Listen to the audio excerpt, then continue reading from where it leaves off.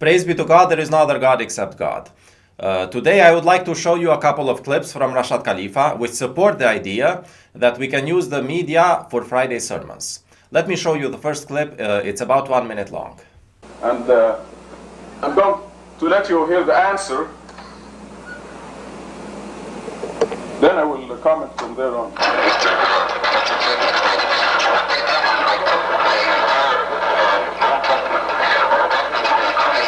Don't worry, you're going to hear it. Figuring that the computer would help them to prove that it was written by different people at different times. Making a speech out. That they discovered by the use of the computer that the chances of the Bible being written by mortal man is only one chance out of 1,300,000. Like my comment, Sure. I'm familiar about that. There have been two of these computer studies in recent years that supposedly prove that the Bible is all by God or all by one person and so on. These are nonsense, they are bogus, they are a disgrace to statistics. In simplest terms, what their system was, they counted every seventh letter of the Bible to see if it spelled out any words. It didn't work, so they tried every eighth letter and so on, and finally on a certain, I think it was every 17th letter, it came out every now and then spelling out the word. As it happens, the word they got was Torah. 3 of the 4 letters of Torah are the 3 most common letters in the Hebrew language. And so I said, statistically, my God, how could this have happened that it keeps out spelling Torah? It is nonsense. You can do this with any book, the same process. You count every 14th letter of the Bible, and it'll spell out Paul McCartney is dead. Okay. This is true. So as you can see, Rashad Khalifa used media, a radio in this case, as a tool to help with the Friday sermon. Now here is another clip where he uses a TV, which is both visual and audio media. The clip is about 8 minutes long, and I'm sorry because it is kind of a boring clip, but I want to show the whole thing to prove my point. And I will pause it when I want to give a comment. In this clip, Rashad Khalifa uses a TV to show a clip from his son's, Sammy Khalifa's baseball game, which was broadcasted on TV. Let me show it to you. So this was Sammy's finale in this season. And it is a typical story as far as your courses are concerned, and even what is happening to you in life is concerned. This is a typical example of the believers, what God does with the believers. Here Rashad is using his son, Sammy Khalifa, as a typical example of a believer. Now, Sammy Khalifa still lives in Tucson, but he has decided not to go there to the so-called masjid in Tucson for the Friday sermons, which are organized today by a group of about 15 people.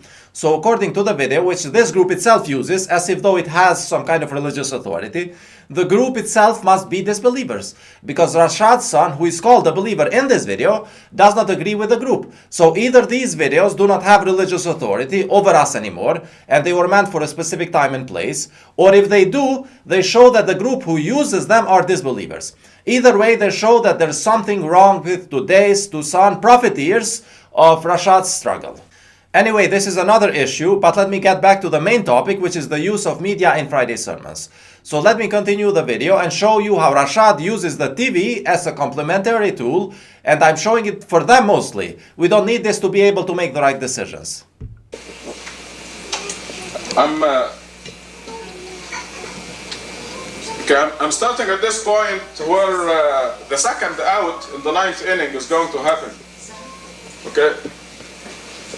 And I think it's self-explanatory.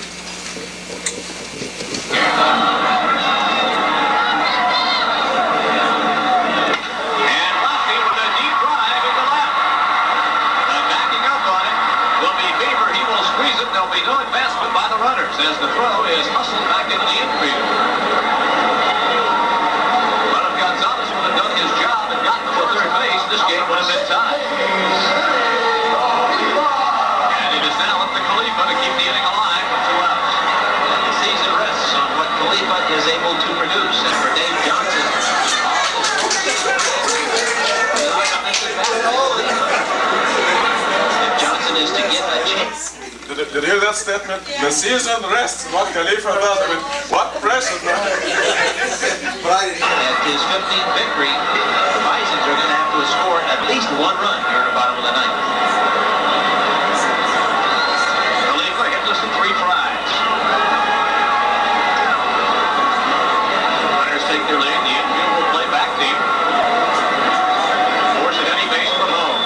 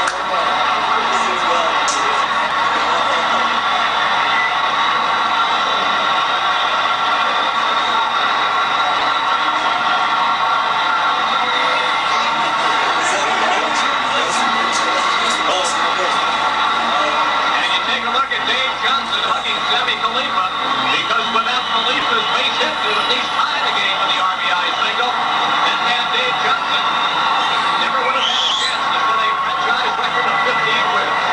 I'm sure his chin was on his knees until after that single would open up the inning, and then all of a sudden there were 2 outs, runners at first and second, and the base hit, the tying run scored, and then all of a sudden there was the wild pitch, and you go from losing to winning all over the press. And the capacity crowd, 19-5, standing point for the herd.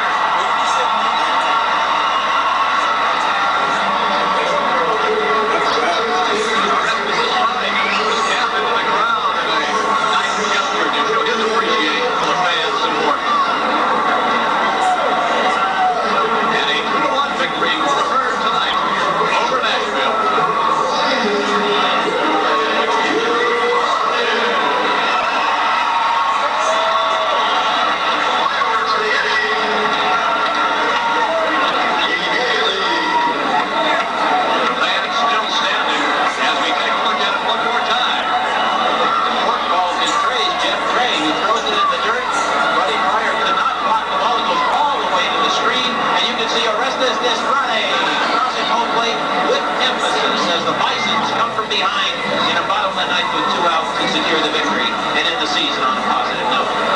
2-1 the final score. Dave Johnson gets his 15th win of the year. It's not over yet.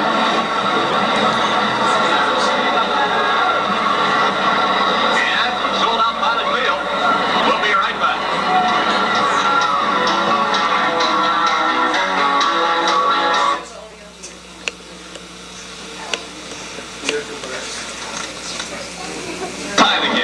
We should, from the depths of despair to the height of ecstasy, all on 2 consecutive plays. One the base hit by Khalifa, and what a clutch 2-out base hit. Poetic justice for Sammy Khalifa, who's had really a tough year here at AAA. But for Dave Johnson, you have to be so happy for him. A tough luck pitcher all year, and a lot of bad breaks went against he and Doran Taylor, the 2 tough luck pitchers on the pitching staff. But tonight they come from behind with 2 out in the bottom of the ninth to give Dave Johnson not only the win, but to set the record with 15 wins is really poetic. And you have to really thank what has taken place all year long here. This team has had Almost done. On a great note, and special thank you once again to all the people who supported us, and for you and me, a very special thank you to our comrade in crime in the truck, our producer-director Doug Kennedy, who really holds everything together for us. yeah, he really does. Without him, we couldn't make this baby work. And they have just turned the lights out on us here at the stadium. We have Dave Johnson down there available to talk to, and there's a good look at him right there. And Davey, can you hear us with everything going on? Yeah, no problem. Okay. I'd just briefly like to ask you, partner, what did you say to Sammy after he had the RBI single? Well, I just said, I just ran up. I mean, I don't even know what I said. I don't know, but I just kept yelling to him. 7 years since Sammy and I signed together in Greenwood in 1982, and we played together almost every season, or at least part of the season every year since. And we've just become real close through the years, and it was great. I mean, he's the one that came through, and you know, he didn't give up, and neither did the other guys. But it's just his was the big clutch hit right there. It's longer than I thought. Hopefully I'll get a chance to pitch in the big league sometime. Yeah, he was, they put him on the last one. Multi-talented Doug Kennedy. And he has done it all for us tonight. For Doug and Dilly and the entire staff at WNYB TV 49 and the Buffalo Bisons, I'm Jim Ritz. Good night, everybody. Think of any better way. Lost and weary travelers go.